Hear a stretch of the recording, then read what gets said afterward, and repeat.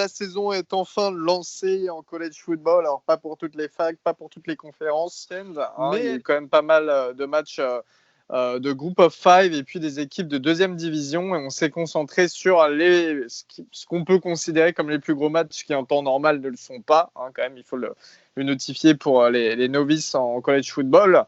Il y a eu, alors je vous donne les scores, il y a eu Central Arkansas face à UAB, University of Alabama, à Birmingham, qui n'est pas la grande université d'Alabama, à ne pas confondre.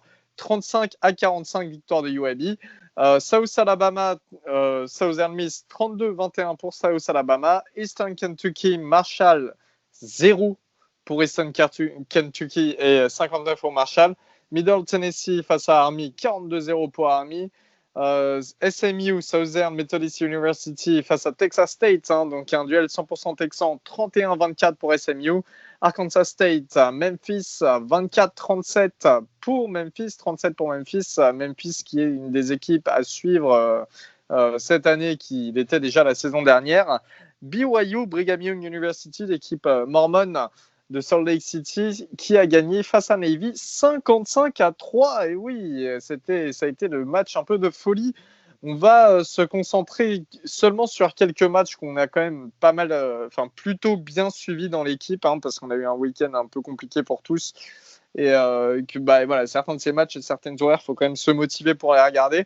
Je crois que Robin, toi, tu as regardé Eastern Kentucky face à Marshall. Même Augustin, d'ailleurs, vous deux, vous avez regardé le match. C'est ça. Mais écoute, assez surpris. C'était pas un match disputé parce que ça finit en 59-0 pour Marshall. Donc, sauf que on a vu un freshman quarterback, Grant Wells, qui a lancé pour 4 TD, plutôt pas mal. Et en fait, il lançait des balles hyper précises. Enfin, c'était une très bonne surprise à voir. Perso, je le connaissais pas du tout. Et c'était un vrai plaisir à avoir joué. Je sais pas, Gus, toi, ce que tu en as pensé?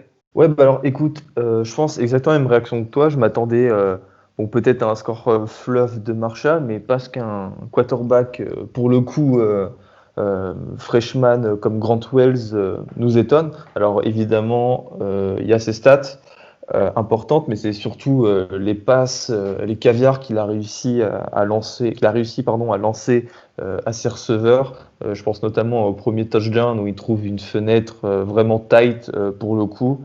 Donc voilà, quoi, c'est la bonne surprise, on va dire, de cette week 1 qui était un petit peu chelou pour, pour nous tous. Mais voilà, c'est un joueur qu'on va noter sur un board, quoi. Ouais, et qu'on regardera les prochaines saisons. Ouais, du coup, pour moi, Marshall, ça va être une équipe que je vais suivre plus amplement cette année, notamment pour, outre Grant Wells, le quarterback freshman, pour Tavonte Beckett, le linebacker, qui est vraiment pas mal. Et non, ça va être une équipe intéressante. C'est pas une équipe majeure qui est là pour sur le devant de la scène, mais c'est une équipe intéressante à avoir joué et c'était très plaisant. Très bien, je te remercie Robin et Augustin aussi, vu que vous avez regardé ce match. Middle Tennessee, Army, 42-0 pour Army. Ça vous étonne ou pas? Ça vous épate? Non, c'est Middle Tennessee, et c'est Army en face. Army, ça joue de la triple option. J'ai regardé un bout du match, mais c'était pas beau à voir. Enfin, de toute façon, c'est les équipes à la triple option, c'est pas non plus les plus belles équipes à voir jouer, mais en fait, non. Moi, j'ai regardé un bout de Middle Tennessee Army et c'était pas mes plus, c'est pas mes meilleurs samedis, quoi. C'était pas mémorable. Ouais, mais après, aussi, ce qu'il faut dire, c'est qu'on s'attendait tous à. Enfin, on s'attendait tous. Le match, il n'était pas attendu, mais comment dire, on s'attendait un petit peu plus d'opposition de la part de Middle Tennessee, parce que oui, je veux bien qu'Army avec la triple option, ça score, que ça court beaucoup, qui est justement de vrais adversaires opposés à Middle Tennessee, mais perdre sur ce score, c'est un petit peu honteux, quoi. Et surtout, Middle Tennessee, allez, je mens pas si je dis que c'est une top 70 team du pays ou top 80 team du pays, non? Jamais tu dois te prendre un score comme ça. Donc, voilà. Oui, c'est très très loin d'être une grosse équipe, ça on s'entend bien là-dessus, mais c'est vrai que c'est quand même une équipe qui normalement est un peu mieux attendue que ce qu'elle a pu montrer face à Army. Après, comme tu l'as dit, Army, c'est de la triple option. Il y a un moment, enfin, je sais pas, quand tu es défensif coordinateur, après, faut prendre en compte la qualité des joueurs, mais quand tu es défensif coordinateur, bon, tu t'y attends quand même à ce que tu vas avoir en face de toi. Et c'est vrai que ouais, non, mais je suis complètement d'accord avec toi. C'est que tu as l'impression que le match n'a pas été préparé. Et j'ajouterais juste, par rapport à la triple option, quelques stats. Comme vous savez, l'équipe n'a fait que de courir parce que c'est Robin, tu l'expliques bien toi, mais c'est les linemen qui n'ont pas du tout des corps de linemen parce que justement ils sont dans des académies militaires et les standards de taille et de poids ne favorisent pas une belle poche pour le quarterback. Alors le quarterback a lancé que 4 passes, a tenté que 4 passes contre 62 courses en tout. Et la preuve, c'est leur dernière possession qui a duré presque 13 minutes avec un touchdown long de 19 actions. Voilà, donc pour vous dire, c'est quoi la triple option à la mode armée aux États-Unis, quoi. Et pour le coup, Navy aussi, on a abusé face à BYU. Pour le coup, tu dis que les linemen, ils ont pas des corps de linemen, mais tu as Alejandro Villanueva qui est un tackle pour les Steelers et qui a joué à Army et c'est un beau bébé. Non, mais je suis d'accord, mais de toute façon, évidemment, il y a des cas, il faut toujours une exception pour confirmer une règle. Enfin, tu vois ce que je veux dire? Quand tu regardes le pass rush en face, mais c'est du gruyère. Ouais, c'est vrai. Non, c'est vrai que ça court beaucoup plus que ça passe. Ouais. On va passer. Si juste je peux me permettre sur la triple option pour finir, Elio.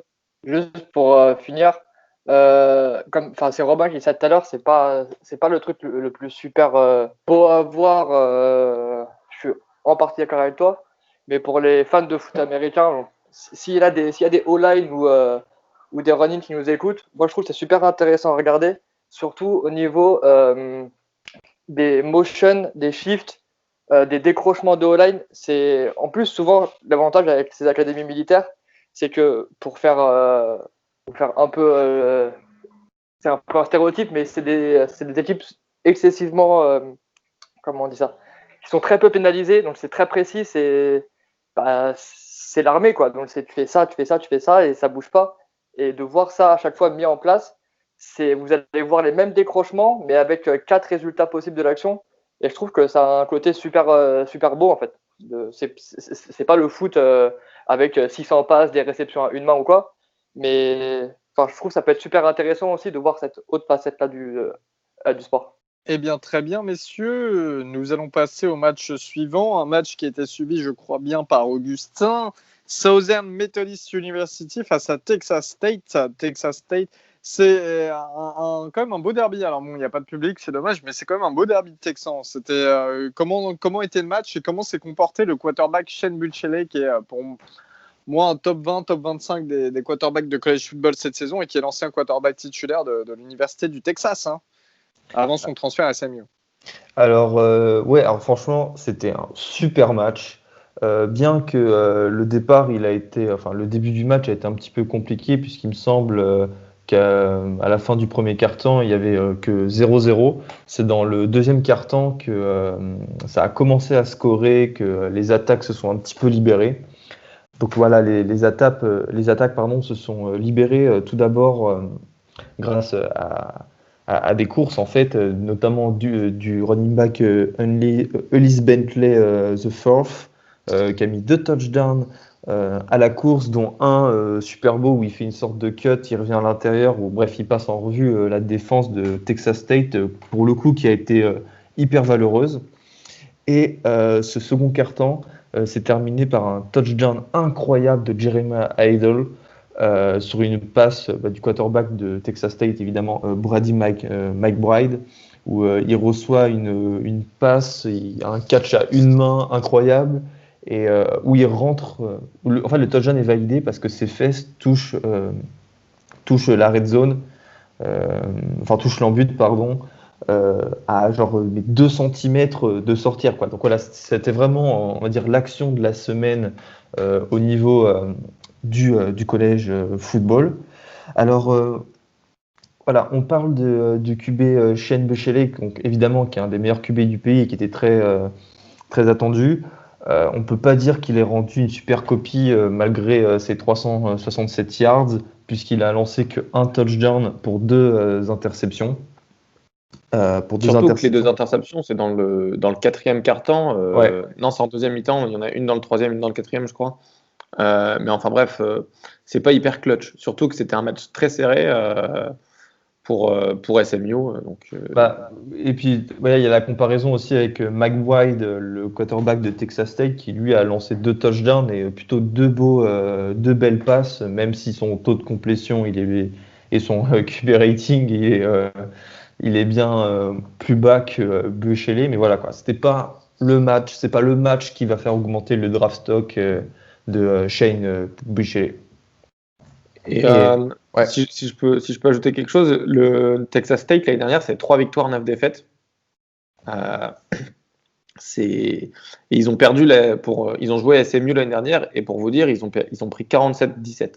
Donc c'est bien d'avoir vu Texas State en défense, on le voyait, ils étaient tous sur le plaquage, c'était toujours 2 ou 3 sur le porteur du ballon. Enfin, ils avaient vraiment du cœur à jouer et c'est un match serré qu'on n'attendait pas pour SMU. Donc c'était vraiment plaisant à voir. Et puis match serré, il y avait 28-21 pour SMU sur une passe pour le coup par contre de 51 yards de Shane Buechele à la fin du 3e quart-temps. Mais le dernier quart-temps, la victoire s'est jouée sur des stops défensifs et notamment sur des interceptions et des fumbles. Donc voilà quoi, SMU a eu chaud jusqu'au bout. On a même cru à un moment que SMU pouvait perdre ce match. Et d'un côté, je pense qu'on était tous, pas pour qu'SMU perde, mais pour que Texas State soit récompensé de cette vaillance et de ce côté, je suis underdog, je suis un petit, mais je lâche pas quoi. Totalement d'accord avec toi. Et aussi à rajouter évidemment, puisque on est français et que maintenant on commence à avoir de plus en plus de joueurs français jouent outre-Atlantique. Junior Rao, qui était defensive tackle au Blue Stars de Marseille en France, qui était dans un JUCO dont j'ai oublié le nom, et qui a justement cet été... c'est le JUCO militaire, là, c'est New Mexico Military. Je dis pas de bêtises, qui était justement à l'époque dans ce JUCO avec Ryan Kefif, le linebacker du Flash, qui était resté une saison là-bas. Voilà, donc il avait commit de base à Nebraska avant de décommit justement pour SMU et il a pu jouer, là il a joué quand même pas mal de snaps, même dès le premier quart-temps là, face à Texas State, et il a réalisé un plaquage, et un beau plaquage, hein. Un plaquage en fin de course où il attrape le défenseur un peu par le short, qui le tire bien. Bon bref, c'était une belle copie pour Junior Rao qui est un freshman. Merci beaucoup et félicitations à Junior en tout cas pour son premier match, et bien du coup en Division 1, en NCAA, hein, et donc on espère plein de bonnes choses pour lui et cette victoire donc d'SMU face à Texas State. Arkansas State, Memphis, qu'est-ce que vous en avez pensé les amis? Memphis, toujours une équipe qui mérite d'être top 25 dans le classement iPeople, alors plus vers la fin du classement quand même. Mais est-ce que Memphis vous a montré des choses qui vous paraissent séduisantes pour cette saison? Voilà. Est-ce que c'est une équipe qui mérite qu'on parle d'elle comme on l'a fait ces dernières saisons? Alors, ouais, Elio, donc Memphis a gagné 37-24 face à Arkansas State. Score qui est quand même relativement serré quand on sait que Memphis l'année dernière était dans le top 25 en après-saison et qu'Arkansas State reste une petite équipe. Et surtout que Memphis a perdu pendant cette intersaison Kenneth Gainwell, leur star running back, qui était un des meilleurs running backs de tout le college football et qui était une raison de plus dessus cette équipe de Memphis. Ce joueur a décidé d'opt-out, donc ça fait très mal au rushing game de Memphis. Partons sur le match. À la fin du premier quart-temps, Arkansas State menait 14-7. Donc là, pour le coup, on a encore cru à une défaite d'un gros. Mais c'était juste avant que Memphis resserre la vis en sous l'impulsion de leur quarterback Brady White, qui est un super quarterback pour le coup, qui est aussi un des meilleurs du pays, je dirais top 20 pour ceux qui aiment les classements. Il a rendu une belle copie en lançant 275 yards pour 4 touchdowns et une interception, avec un QB rating de 60.5. Du côté du jeu à la course, où forcément on avait un petit peu des incertitudes après la décision de Kenny Gainwell de ne pas disputer la saison. Ils ont quand même beaucoup couru par l'intermédiaire de Clark et Watkins qui chacun ont couru 20 fois et 14, dont je parle pour Clark qui a été le principal porteur, qui a inscrit un touchdown et qui a couru pour 105 yards. Donc voilà, je pense que ça prouve bien le fait d'abuser sur le jeu de course, que Memphis a eu du mal à décrocher sur ce match Arkansas State, et ils n'ont pas offert une belle copie comme on l'attendait. Très bien, alors Memphis quand même, qui, comme on l'a dit, qui reste une équipe très attendue, notamment avec Brady White, mais c'est vrai que l'absence de Gainwell, ça leur fait mal. Voilà, c'est une équipe quand même qu'il va falloir suivre, surtout sur ces premières semaines où encore une fois toutes les conférences ne jouent pas, et donc il faut profiter de voir des équipes comme Memphis auxquelles on ne jette pas forcément un coup d'œil ici outre-Atlantique d'habitude, alors que ça en vaut le coup. Et on va finir pour la présentation du week-end dernier. Du match d'hier soir, c'était Brigham Young University face à Navy, donc c'était à Navy, à Annapolis, dans le Maryland. À côté de la base de centre de formation de la Navy, des jeunes, en tout cas des jeunes recrues. Navy qui a perdu 55-3, ils se sont fait rouler dessus. Ce que je peux vous dire pour l'avoir vu avec Guillaume, en fait, on a regardé le match, mais jusqu'à la mi-temps, c'était très tard, à 2h du matin, coup d'envoi, et puis on a bien vu comment tourner le match. Beaucoup de jeux à la course, hein. Franchement, on n'a pas vu énormément de lancers, notamment du côté de Navy, où il y a eu en fait 8 tentatives de lancer en tout, donc, dont seulement 4 complétées. On voit l'absence de Malcolm Perry, l'ancien quarterback qui est maintenant du côté des Miami Dolphins, l'ancien quarterback de Navy, ça leur fait mal, hein. Dallin Morris, le nouveau quarterback, qui est un senior, franchement, ça a été un match horrible pour lui. Alors, il n'avait pas d'O-line, mais en même temps, il savait pas quoi faire. Ouais. Il savait tout simplement pas quoi faire. Il a essayé de courir 7 fois, il n'y a eu que 2 yards. Il a lancé des balles hasardeuses au possible. Heureusement, il n'a pas eu d'interception, étonnamment d'ailleurs. Il y a Perry Olsen qui a lui aussi eu 4 tentatives. L'autre quarterback qui est lui sophomore. C'était vraiment très très moche et énormément de tentatives de course de la part des running backs de Navy.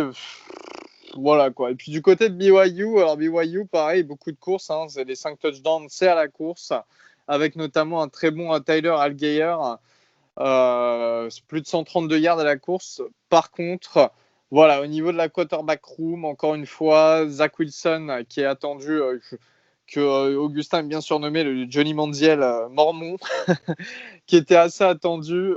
Ça a été 2 touchdowns, une interception vraiment moche, si je puis dire, pour l'avoir vu en live. Voilà, c'est pas un match extraordinaire de sa part, c'est pas non plus le pire match. On a eu aussi une course pour 2 yards de notre Français. Et oui, il y a un autre Français qui a joué ces derniers jours, Terence Fall, hein, qui est receveur du côté de BYU. Donc 2 yards sur une course, mais en tout cas, voilà, il a touché un ballon et ça, c'est cool. Félicitations à lui aussi d'ailleurs. Toi, Guillaume, qu'est-ce que tu as pensé de ce match? C'est un match sans appel, c'est quand même assez surprenant, sachant que Navy était quand même pressenti pour être une équipe pas trop mauvaise cette saison. Et là, ils se font écraser d'entrée à domicile par BYU, qui reste quand même une bonne fac de college football, mais bon. C'est surprenant, on va dire oui et non, parce qu'on sait que l'attaque de Navy tournait quand même encore beaucoup autour de Malcolm Perry, leur quarterback, donc à la course. Après, j'ai vraiment été, pour vous dire, j'étais un peu hypé, hypé par Dallin Morris, parce que pour la petite histoire, à mon avis, ça doit être l'un des premiers, si c'est pas le premier, quarterback qui est en tout cas pro style à la sortie de high school. Donc, il avait lancé pour plus de 5 milliards dans high school, à venir être quarterback à Army. Donc après, on sait très bien les motivations en général quand tu vas à Army, à Navy ou à Air Force, c'est pas en priorité, c'est pas en priorité le football, c'est d'abord ta carrière militaire. Mais j'étais hypé en me disant peut-être que, sans complètement renier leur triple option, peut-être que ça va passer un peu plus. Pas du tout. Hein. On a vu une ou deux passes dans le premier quart et après ça a couru. Ouais, donc j'étais un peu déçu là-dessus. Moi, je te trouve quand même un peu dur avec du côté de BYU avec Zach Wilson, qui finit quand même à 13 sur 18 à 232 yards, avec les 2 TD et l'interception dont tu as parlé. Interception vraiment pas belle, ça on est d'accord. Je trouvais quand même un peu dur avec lui. Mais sinon, voilà, BYU qui est en défense, eux pour le coup, eux ils avaient préparé leur match.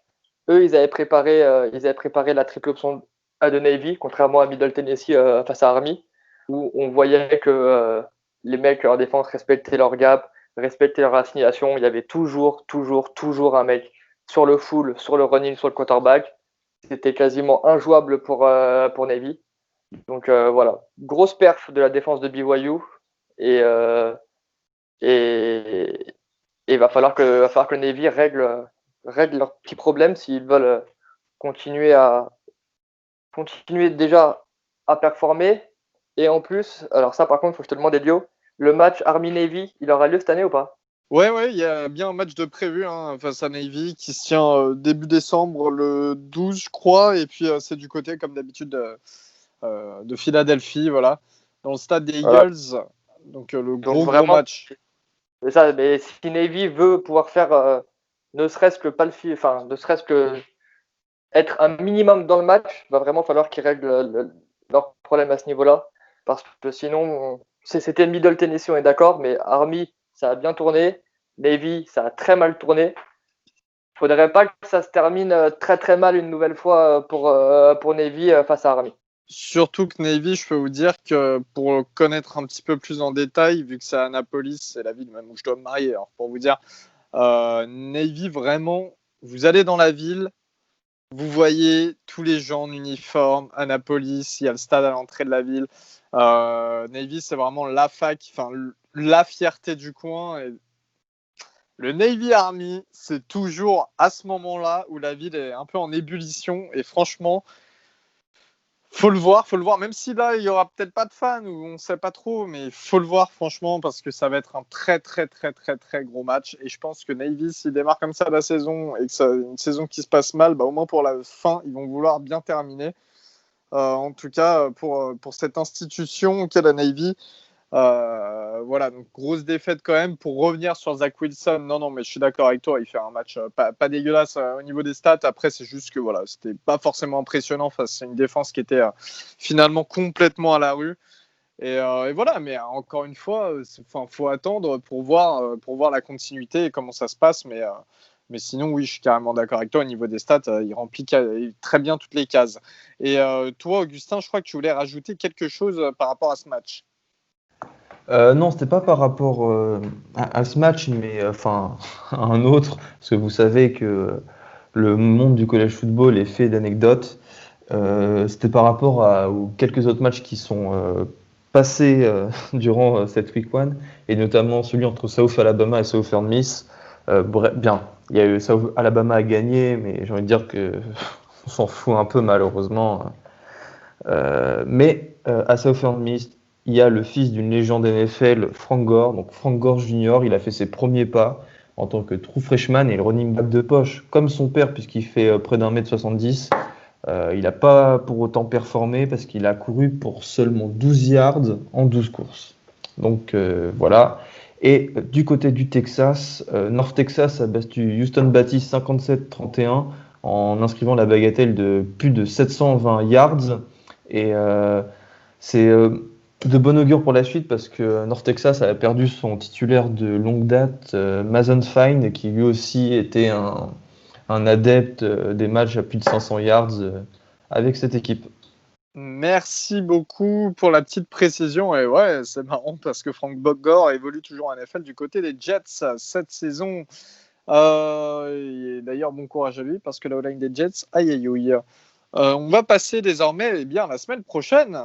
là, cette semaine qui arrive, et ça commence tôt, ça commence jeudi déjà avec UAB qui joue une nouvelle fois, qui se déplace à Miami. Bon, alors, je pense qu'on va même pas épiloguer sur ce match, mais je pense qu'on est un peu tous d'accord pour dire que normalement, Miami, c'est la victoire quand même. On est tous d'accord. Juste si une personne dit non. Voilà. Évidemment. Très bien. Vendredi, on a un match. Pardon ? Honnêtement,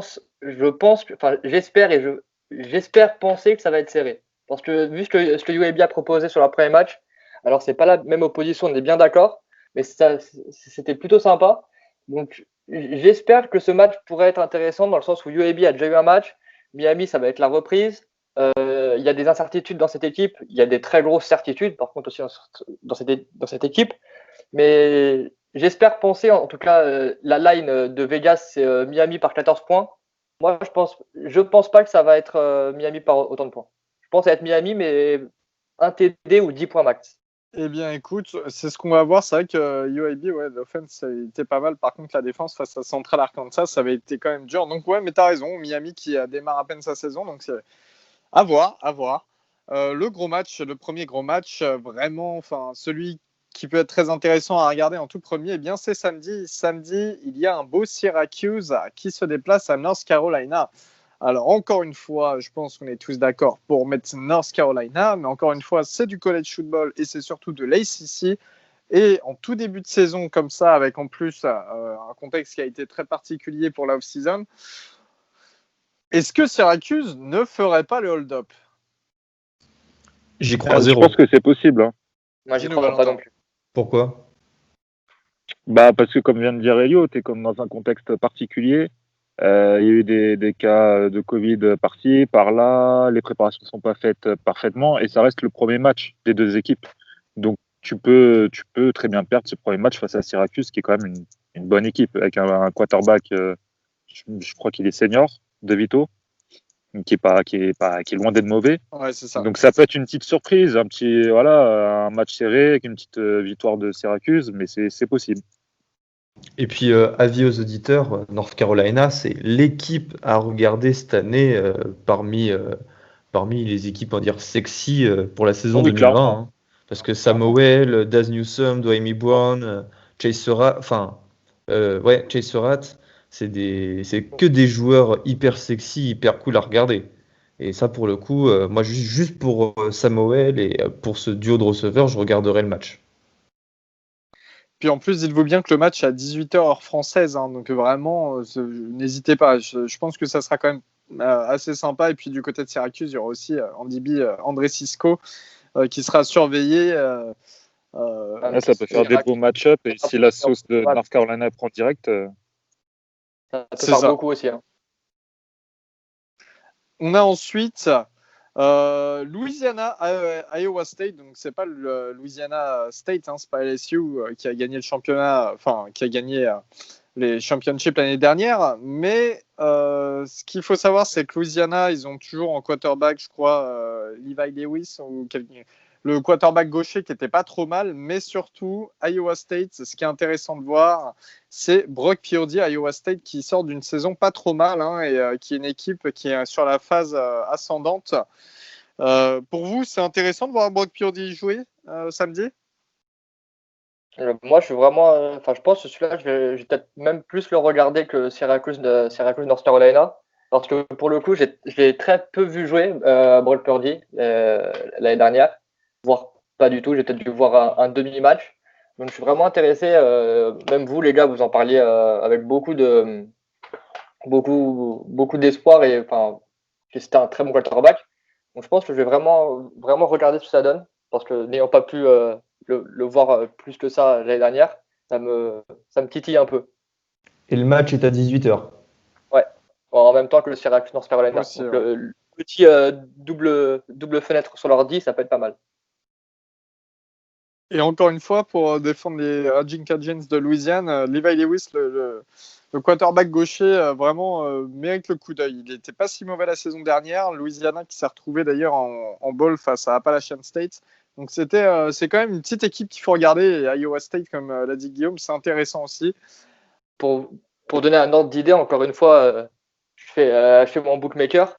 Mais Iowa State est classé 23e actuellement. Donc, avec les équipes de Big Ten et de Pac-12 qui sont encore dans le classement, qui ne le seront plus après cette semaine.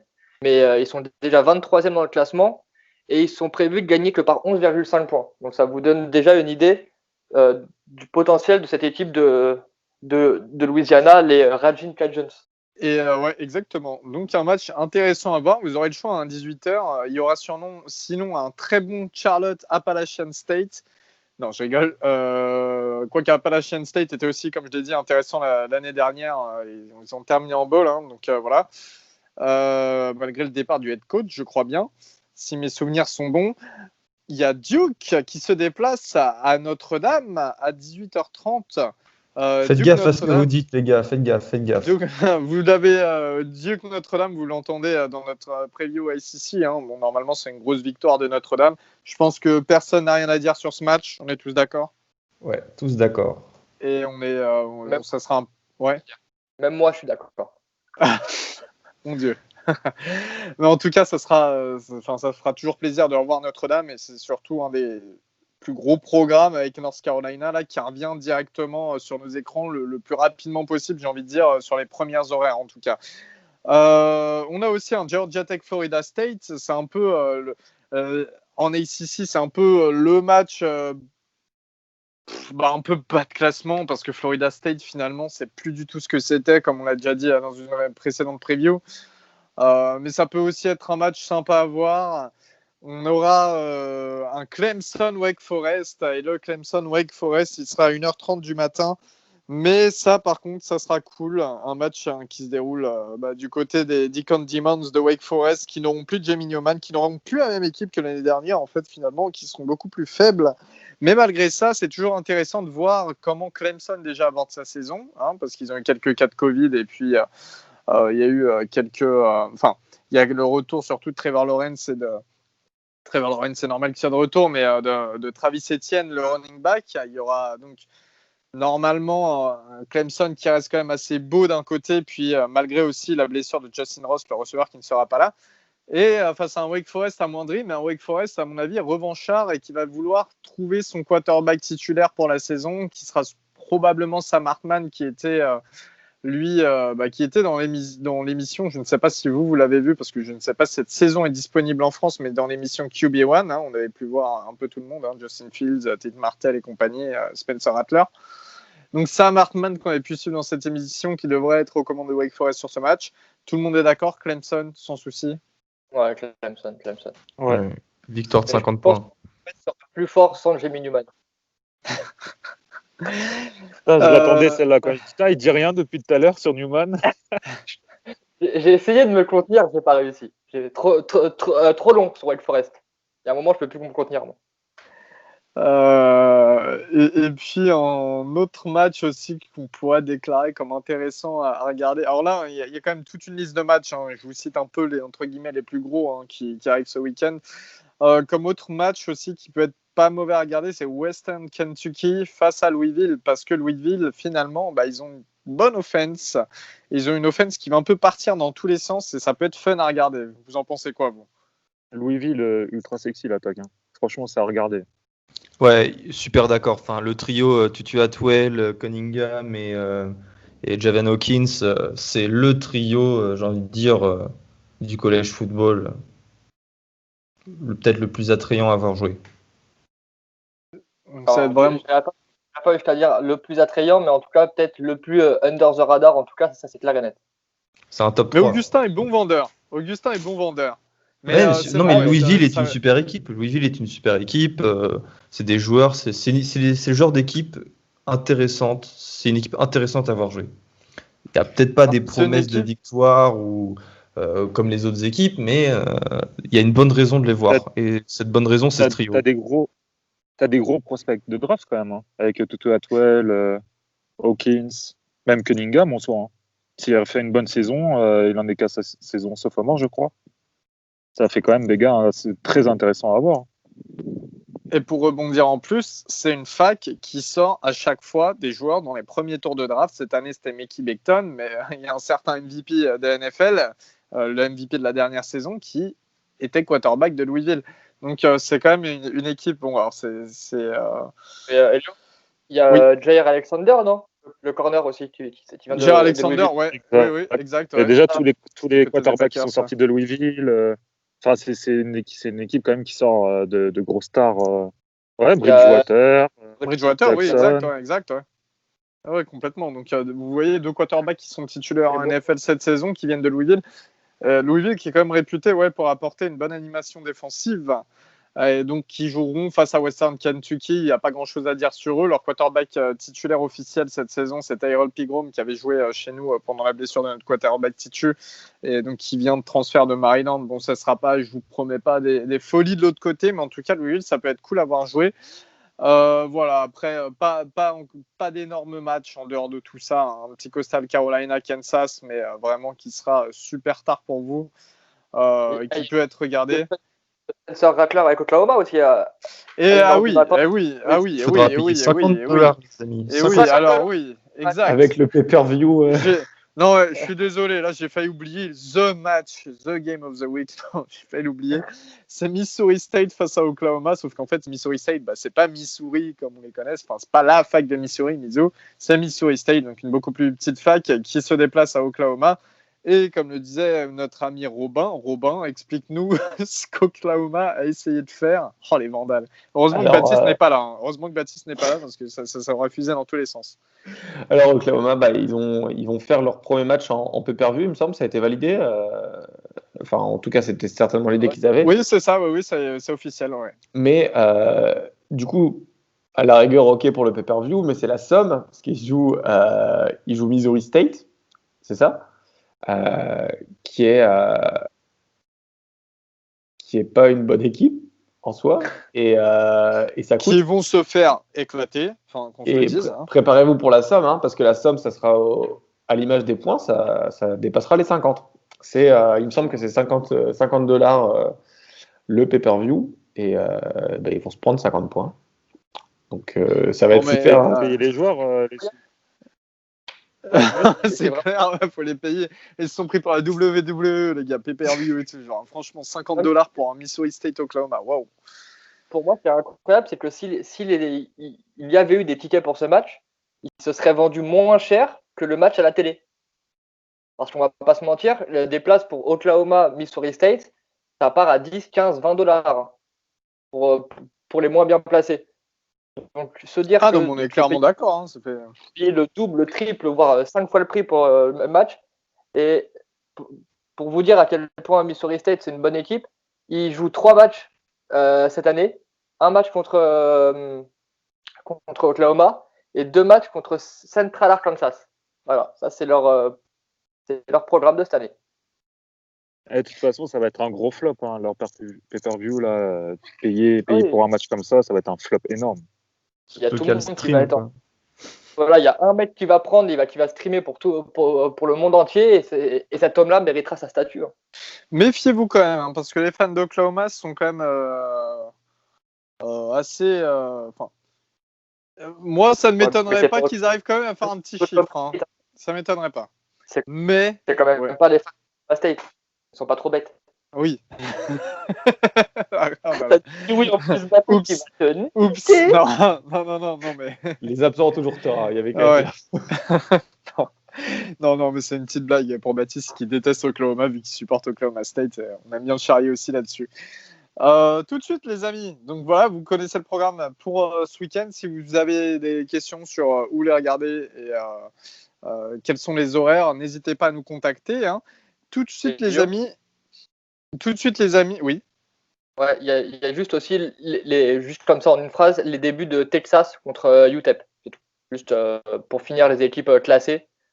Il y a UTEP qui se déplace à Texas à 2h du matin. Donc, voilà, Texas qui joue et qui dans une sorte de derby, parce que c'est University of Texas à El Paso qui les affrontent. Et donc ça va être sympa aussi de voir Texas, c'est vrai, et voir ce que ça donne. Donc les amis, voici le programme qui arrive et ce qui s'est passé aussi le week-end dernier. N'hésitez pas à venir nous poser des questions, n'hésitez pas surtout à nous demander un peu nos autres prédictions de match, comment regarder les matchs, à quelle heure, comme je vous l'ai déjà dit. Voilà, et puis quels joueurs sont à surveiller, bien entendu. On se dit à très bientôt, à très vite, surtout pour résumer les matchs de ce week-end, la semaine prochaine, et puis pour présenter la semaine d'encore après. Merci toujours de nous écouter. Je sais qu'il y a pas mal d'épisodes qui s'enchaînent là en ce moment et que c'est un peu difficile pour vous, surtout avec la reprise du travail, tout ça. D'ailleurs, on vous souhaite bon courage pour la rentrée, que ce soit pour vous ou pour les enfants. Voilà, puis on vous dit à bientôt. Merci beaucoup et salut!